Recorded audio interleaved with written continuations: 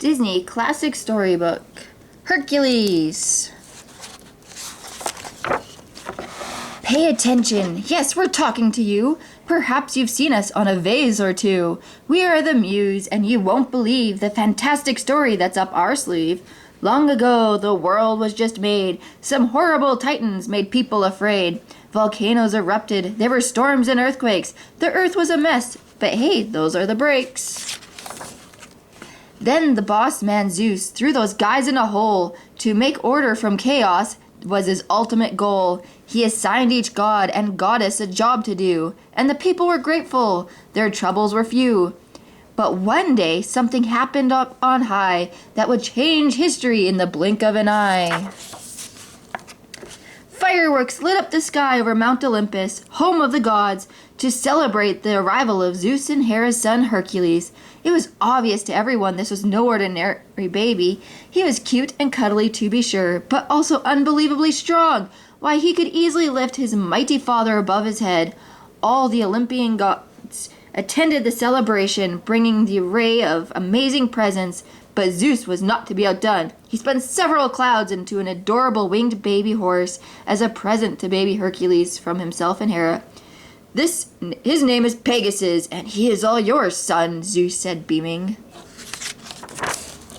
Soon, Hades, god of the underworld, appeared. He hated Zeus for putting him in charge of the place that was full of dead people, but Zeus was Hades' boss. After all, so Hades just smiled sweetly and handed baby Hercules a pacifier shaped like a skeleton. Baby Hercules grabbed Hades' hand and squeezed it until Hades reeled in pain. He's going to be the strongest of all the gods, Zeus announced proudly.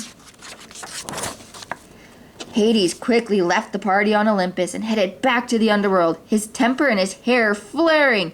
He was making plans for the day when he would overthrow Zeus and rule the universe.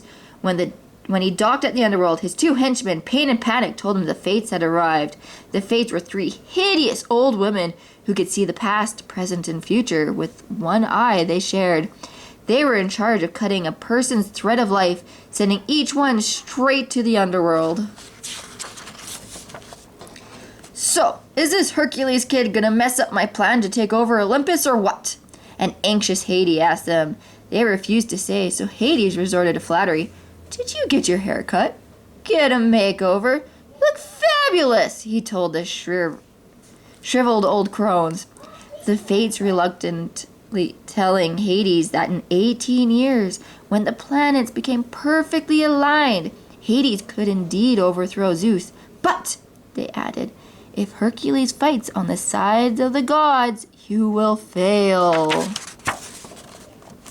So Hades sent Pain and Panic to kidnap Hercules and bring him to Earth. They were supposed to give him a special potion to drink that would make him mortal. Then they could kill him, as Hades had ordered.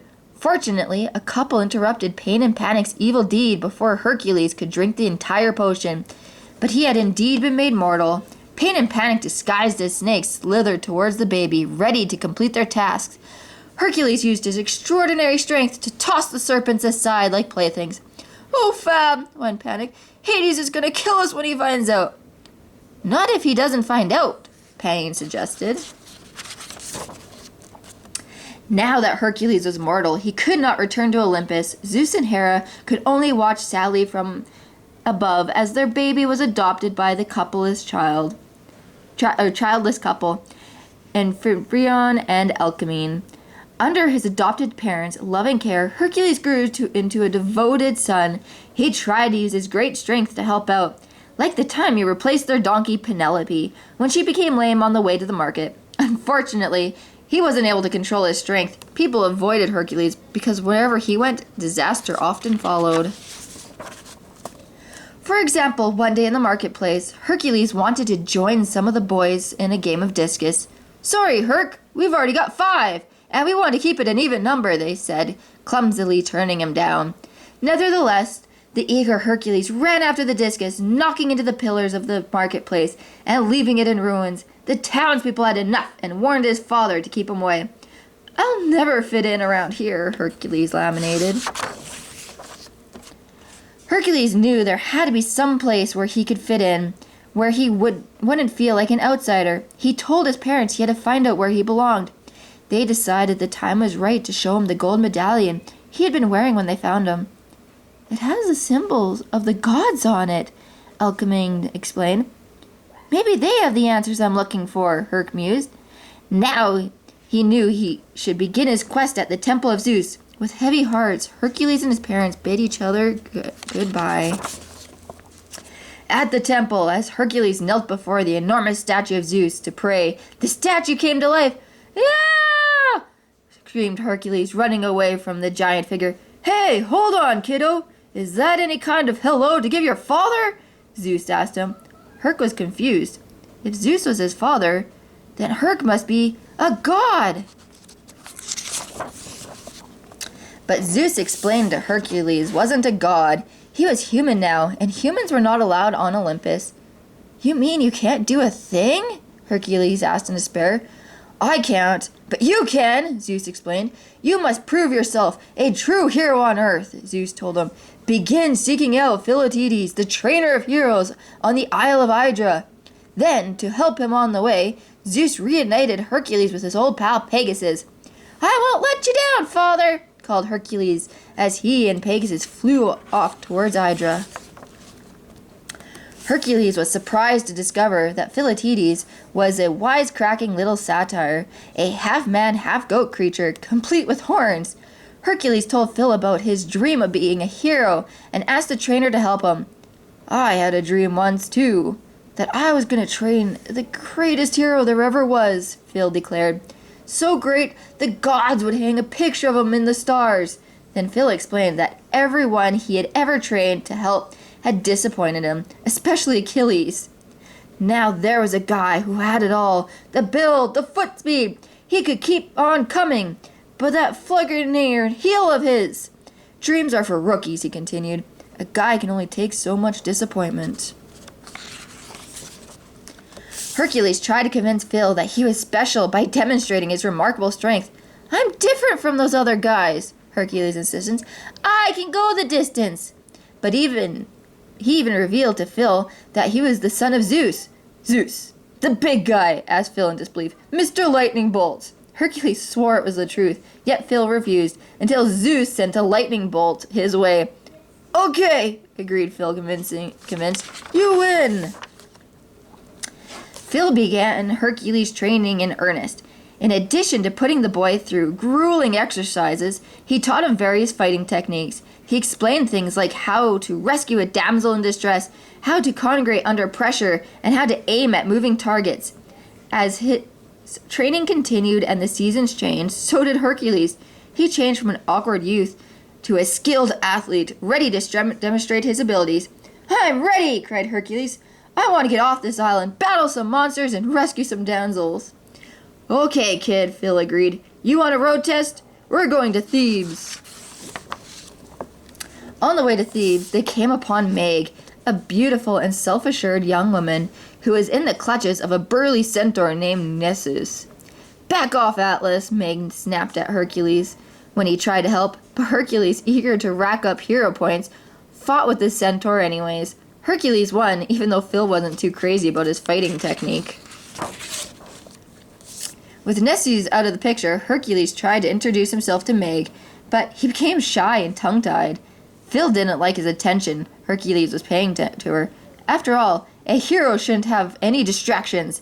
Pegasus wasn't crazy about this gal either. In fact, he was downright jealous. When Hercules offered Meg a ride, the horse flew up into a tree. I'll be all right, Meg assured Hercules as she walked off. I can tie my own sandals and everything. Bye-bye, Wonder Boy. But now Meg was in trouble. She had to explain to her boss, Hades, that some strong man named Hercules had chased the centaur off, and she wasn't able to recruit him. Hades became inflamed when he heard that Hercules was alive. Dead as a doornail, he spat at Pain and Panic. Weren't those your exact words? Hades grabbed his henchmen by their long, slithery tails. At least we made him mortal, they stammered. So Hades hatched a plot to get rid of Hercules once and for all. Meanwhile, in Thebes, Hercules announced that he was a hero for them. The Thebians just rolled their eyes. No hero had ever been able to stop the fires, earthquakes, and floods that plagued them. You'll get your chance, Phil told him. All we need is a catastrophe. Right on cue, Meg appeared. 2 little boys are trapped by a rock slide, she cried. Hercules was thrilled. This was his chance. The townsfolk crowded around the edge of the canyon. Hercules lifted a massive boulder high over his head, freeing the boys. Hercules waited, but only a few people applauded. The Thebians were a tough audience. The boys scampered up the canyon. They stopped at Hercules' feet and changed back into pain and panic. Hades' feet and changed back into pain and panic. Moments later, Phil joined Hercules in the canyon, and the two became aware of a weird hissing sound. Suddenly, there was a crack of lightning, and a gigantic dragon-like creature, the Hydra, emerged from the mouth of the cave. Phil ran for cover while Hercules, sword drawn, battled the beast until it threw him in the air and swallowed him whole. But after a moment, Hercules slashed his way out of the monster's throat and sent its head toppling to the ground. Pain and panic stole nervous glances at Hades, but the hot-headed god was strangely relaxed, for the Hydra was not dead. 3 writhing heads emerged from the wound in her neck. Hercules atop Pegasus, slicing at them with his sword, but each time he did, they multiplied. Forget the head-slicing thing, Phil coached. It's not working. Finally, the enormous creature pinned Hercules to a cliff with a claw. Thinking quickly, Hercules smashed his fist into the mountain, causing an avalanche that buried him and Hydra under the mountain of rocks. But then Hercules shocked everyone by emerging from Hydra's claw unharmed. Hold the phone! We just gotta break in. This is where Herc's fame and fortune begin. From that day on, he had battles galore, boars, harpies, sea monsters, lions, and more. He had gone from nothing, a no one, a zero, to a champion, a star, a celebrity hero. Fans and groupies cheered whenever he went. Did we mention his handprints got put in cement? Even Pain and Panic couldn't resist the Hercules mania sweeping the land. During a Get Hercules strategy session, Hades noticed that Pain was wearing a new pair of Hercules sandals, and Panic was slurping on a cup of Hercules sports drink. Hades started burning up. I've got 24 hours to get rid of this bozo, or the entire scheme I've been setting up for 18 years goes up in smoke, and you're wearing his merchandise, he shrieked. Hades cooled down. He's got to have a weakness, he said. For Pandora, it was the boxing. The Trojans bet on the wrong horse. Hades knew Meg couldn't get close enough to Hercules to discover his weakness. Then Hades could use it to destroy him. Meg refused, but she had once made a deal with Hades, trading her freedom to save her ex-boyfriend's life. Now she had to do what Hades wanted. To sweeten the deal, Hades promised to release her if she succeeded. Meanwhile, Hercules visited Zeus at the temple, reenacting some of his victories for his adoring father. But Zeus gently broke the news to Hercules, was still not ready to rejoin the other gods at Mount Olympus. I'm the most famous person in all of Greece, Hercules protested. I'm an action figure. My boy, I'm afraid that being famous isn't the same as being a true hero, Zeus explained. Look inside your heart to discover what you must do. Later, back at Hercules' villa, Phil ran down the list of day's activities while Hercules posed for a vase painting. At noon, you got a luncheon with the daughters of the Greek Revolution. At 1, you got a meeting with King Agnes. But Hercules seemed distracted. This isn't getting me anywhere, he sighed to Phil. I'll never make it to Olympus. They were interrupted when a group of Hercules admirers burst into the room. Hercules hid while Phil herded the fans out. But one girl stayed behind. Hercules was thrilled to discover it was Meg. So, Meg wondered, you look like you could use a break. Think your nanny goat would go berserk if you played hooky this afternoon? Hercules gladly ignored his duties as a celebrity as the two went off to spend the day together. Meg questioned Hercules to discover his weakness, but realized he had none. Though she would not admit to herself, Meg found herself falling in love. When Phil caught up with them that evening, he was hopping mad. Hercules reluctantly left for home, though he was so starry-eyed that he didn't even notice when Phil fell off Pegasus. Phil was grumbling and trying to free himself from the briar patch when he overheard voices. Peering through the bushes, he saw Hades talking to Meg. Suddenly, he realized that Meg had been working for Hades all along. "I knew that dame was trouble. This is going to break the kid's heart," Phil said to himself as he raced off to tell Hercules the truth. What was even worse was that Hades had discovered that Hercules did have a weakness, and that weakness was Meg. When Phil found Hercules at the stadium, the young hero couldn't stop talking about how wonderful Meg was. "Isn't she the brightest, funniest, most amazing girl you've ever met?" Hercules gushed. "Sure, but she's also a fraud," Phil insisted. "The whole thing is some kind of setup." When Hercules became furious and refused to believe him, Phil told Hercules he was on his own. "I thought you were going to be the all-time champ, not the all-time chump." The trainer fumed. Saddened by Hercules' stubbornness, Phil left him alone to brood. While Phil and Hercules were arguing, Pain and Panic went to work. The two transformed themselves into a beautiful female horse and pranced in front of Pegasus. Always a sucker for a pretty mane, Pegasus followed the filly into a nearby stable. But talk about bad date. Within seconds, his mare dissolved and changed back into Pain and Panic. Hades' henchman tied Pegasus up and left him inside, unable to help Hercules should he need him. Hercules would need him. And soon, as the alignment of the planets approached, Hades was becoming desperate. He went to the stadium to plead his cause to Hercules. He tried to play it cool, which was very hard for such a hot-headed guy to do. "I would be eternally grateful if you would just take one day off from this hero business of yours," Hades said casually. "I mean, monsters, natural disasters, they can wait just a day, okay?" Suspecting that people would get hurt, Hercules refused, until Hades revealed Meg bound at his side. Now Hercules was forced to make a deal. If Hercules would give up his strength for one day, Hades promised Meg would be safe. Hercules agreed. Then, when his strength was gone, Hercules revealed that Meg had been working for him all along. Hercules faced the awful truth, weak and heartbroken. When at last the planets aligned, Hades could free the Titans from their underground prison. "Brothers!" Hades bellowed. "Who locked you away in the prison? And if I let you out, what's the first thing you're gonna do?" "Destroy him! Destroy Zeus!" thundered the Rock Titan, the Lava Titan, the Ice Titan, the Tornado Titan, and the One-Eyed Cyclops as they emerged from the pit. "Good answer," Hades replied gleefully. Then he sent the Cyclops on a special mission to Thebes to hunt down Hercules and destroy him. Hermes was napping peacefully on a cloud when a loud rumbling shook him awake. His eyes flew open to see angry Titans approaching Mount Olympus. "Uh-oh," he said to himself. "We're in big trouble!" He raced to tell Zeus, who ordered him to summon the gods for an immediate counterattack.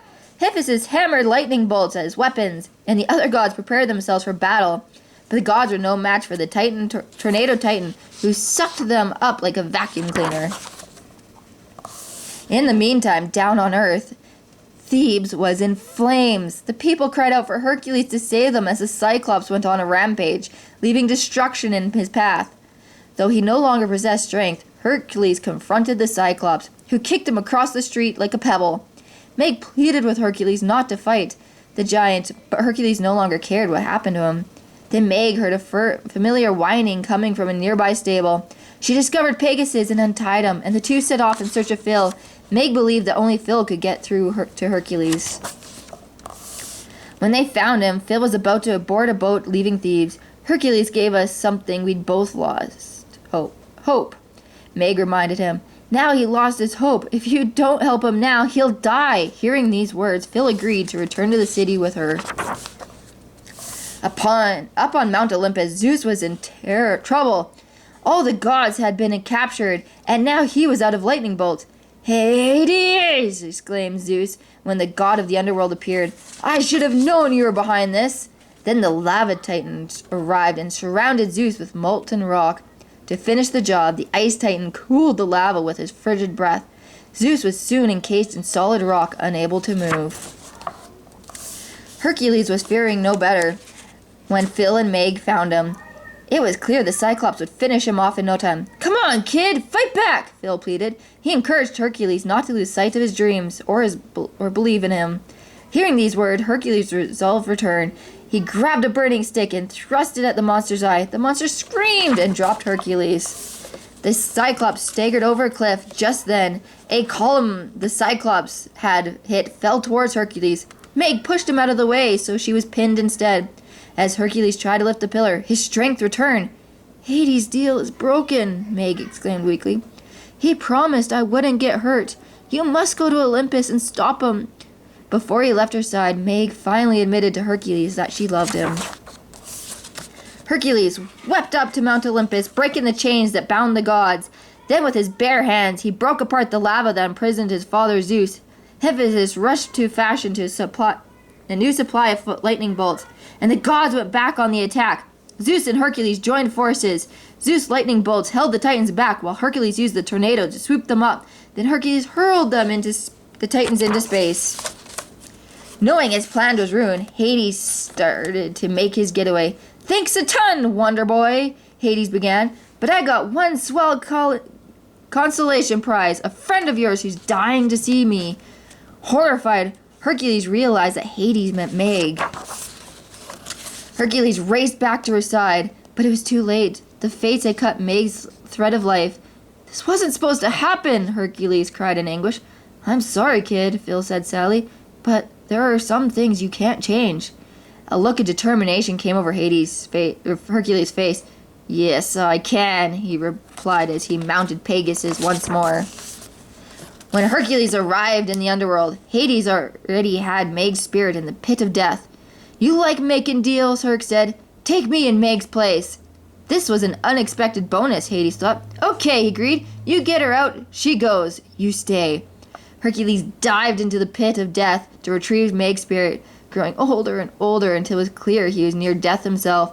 But when the fates tried to cut his thread of life, they were shocked to find they could not. Hercules carried Meg's spirit out of the pit. "You can't be alive," cried Hades. "You have to be a god?" Pain and Panic offered helpfully. Hades tried to smooth things over. "You and Zeus can take a little joke, right?" he asked. Hercules ignored him. Then Hades reached out to Meg's spirit and pleaded, Meg, talk to him." That was enough. With a mighty fist, Hercules hurled Hades down into the pit of death. The spinning spirits of the dead dragged the Lord of the Underworld down into their ghostly mists. Hercules carried Meg's spirit back to her body. As the soul and flesh reunited, her eyes fluttered open. She was alive! While Hercules and Meg held each other tight, Zeus lifted them to Mount Olympus on a cloud. "A true hero isn't measured by the size of his strength, but by the strength of his heart," Zeus proclaimed. "Welcome home, son." "Father, this is the moment I've always been dreaming of," Hercules began. "But a life without Meg, even an immortal one, would be empty. I wish to stay on Earth with her. I finally know where I belong." Zeus looked at Hera, who nodded with her approval. They would miss him, but Zeus and Hera knew that Hercules had found happiness at last. Their beloved son returned to a hero's welcome on Earth. In the cheering crowd were Herc's earthly parents, Alcime and Amphitryon. When someone pointed up to the sky, everyone gazed in wonder at the constellation Zeus had created in his son's honor. That is how the story ends, full of love and mirth. Hercules was now a star in the heavens and on earth, and his friend Philoctetes had found a youth whose picture the gods put up in lights, and that's the gospel truth.